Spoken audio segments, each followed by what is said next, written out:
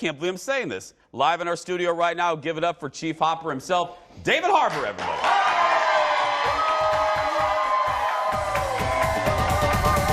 Welcome, sir. It's Chief Hopper, everybody. Welcome. Thank you. Welcome to the show.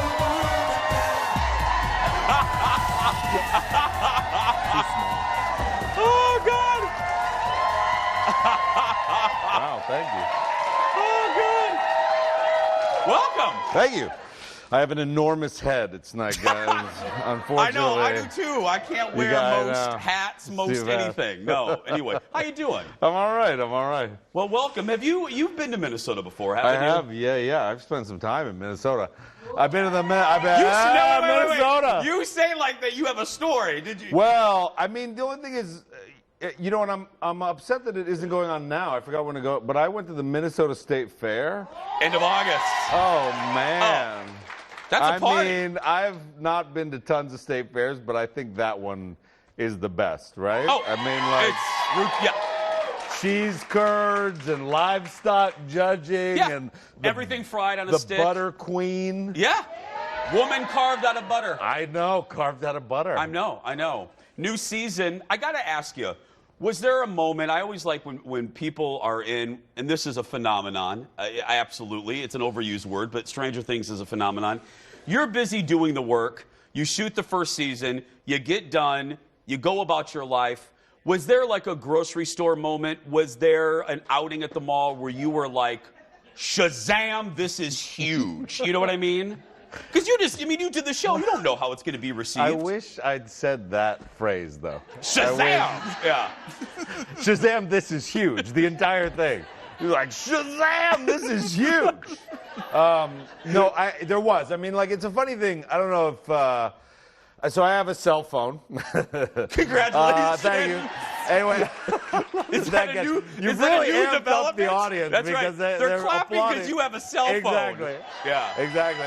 Anyway, and I have like so many numbers in there. I don't know if but like you'll meet somebody and like 3 years ago, and it'll be like somebody you went to high school with. So you'd be like, "Oh, give me your number," and you know, like you give it, and then you just never use it, right? So I have like about 100 numbers, of which I use maybe like 10 or 15. And then that weekend that the show came out, every single number that I had on my phone from some person 6 years ago or 10 years ago was just like, Shazam, this is huge.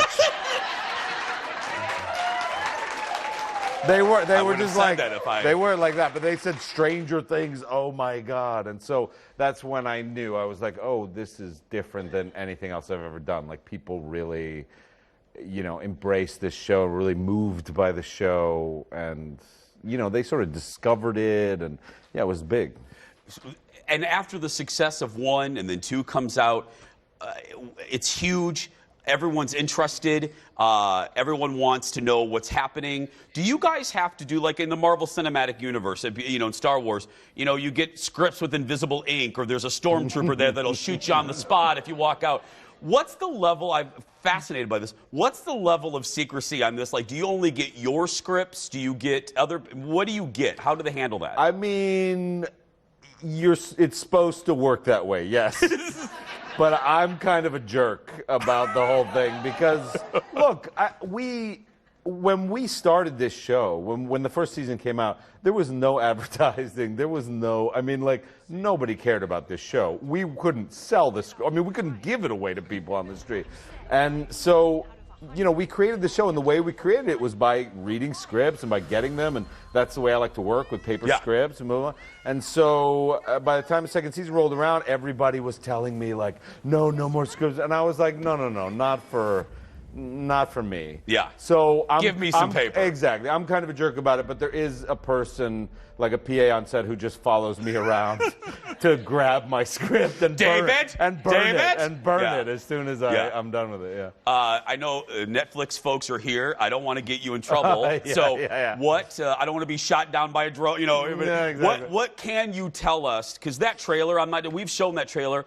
That is, whoever in marketing, that's a fantastic trailer. Yeah. Let me ask you this way. You saw the first scripts of season 3. Your reaction was? I mean, it's incredible. They keep getting better and better at what they do. Yeah, it's like it's a different season too. Last season was Halloween. Season before that was kind of Thanksgiving. This is July 4th. So it's like kids are out of school, swimming pools, barbecues, fireworks, Independence Day, teens going through hormonal changes. Adults going through fashion and facial hair changes. So it's kind of a light, exciting summertime show. And then at the end, there's a real gut punch of the last episode we shot, I think, is the most beautiful thing we've ever shot. And it's very, I consider it very profound. There was an audible gasp in our audience. Well, that was our boss man once again. Yeah. You know what you'll be saying? Shazam. I came out to the with the Vikings cheerleaders, and you said it would be great just to have cheerleaders at every appearance. Yeah. Or just walking around behind me during life, just occasionally when I'm sad. Just be like, Yay, come on, David! you can do it! That'd be You're amazing. great, David. Yeah. Be expensive, though. It would be very expensive, yeah. We have some video. David's been here for a couple days. How we've been treating you well? Minnesota's been treating you well? I love Minnesota. I love the Midwest. Yeah. I love Minnesota. What did you do? I was seeing on social media, what did you do at Mall? You surprised people at Mall of America? Yeah, I went to, it's not a mall. It's also an amusement park. Yeah, Nickelodeon Universe, yeah. It's incredible. Look at you. Are you working the rides? Yeah, so there's there's a log ride thing, which I guess they changed into a Stranger Things kind of event. Oh, nice. There's Paul Bunyan used to be in there, but now it's a 25-foot Chief Hopper. Are you serious? Yeah. They turned him into Chief Hopper? Yeah. Oh, that is great. He kept his axe, though, which is strange to see Chief Hopper, wielding an enormous axe. Yes. How do you look 25 feet tall? My waistline's a little bit bigger, but other than that, I look pretty good. The fans have gotten into it so much, and the marketing has exploded. Do you ever get used to the fact that you're on T-shirts? Like, I went into Target when we found out you're going to be on the show, and I'm like, oh, dude's on the... Do you ever get used to the fact that your mug is on a T-shirt and mugs and hats and... I do. Is that weird? Get used to it. No, it's funny, because, I have no association with it anymore. Like, it's almost like you do something, you put it out in the world, and now it's like all of ours. Like, Hopper is, I'm as much of a fan as anybody else. I don't associate with him. Like, I just see him. You think of it as a different person? As an action figure or as a T-shirt, yeah, and I think of it as like, oh, that's Chief Hopper. I love that guy. Like, when I don't really think of it as David Harbour. Myself. I think of it as, That guy is Shazam. He is just, This is huge. He's huge. That's so funny, though, when you see yourself on a lunchbox. Maybe that's because I don't get any money for it either. So maybe that's part of the reason why I don't associate. That's the awe, too. The audience is... Look at that. They're very sympathetic to, a lot of my play. You were mentioning, folks, the reaction they're going to have in the last episode. Do you think people are going to be shocked by this news? I see you smiling. Are they going to be shocked by this one? Yeah, I think the ending is very, very shocking. But as I say, one of the really interesting things about the show is that you have these kids who I knew when they were 11 and 12 and little pudgy, tiny little creatures, right? And now they've grown up and they all are rock stars. They have agents. Yeah, but they're also just towering over. I mean, there was a shot of I remember little Will Byers when we were saving him in the Upside Down. He was and now there was a shot of him and Winona and he's just towering over her. So one of the most moving things about the show this season is the fact that it's not even acting. It's just the fact that these kids are growing up in front of your eyes, and there's something about not wanting to let go of people when they're children, right? And sort of seeing them as a father figure, seeing always your little girl and then watching her grow up, and there's a real profound something to the passage of time itself, and we explore that in the series as well. I see the kids in interviews, and they seem to be handling. I mean, fame's rough for adults. It's pretty near impossible for a kid to wrap his brain around it. They seem to be handling the fame train well. They do well in interviews, but off stage, it's a nightmare.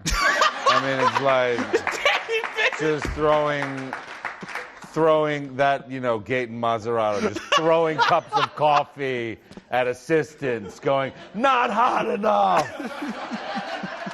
I'm kidding, of course. Of course I'm kidding. They're lovely. They're lovely kids. I mean, it's part of the reason why they're such good actors is like they really just are real kids, and that's what you see in the show, and that's like who they are.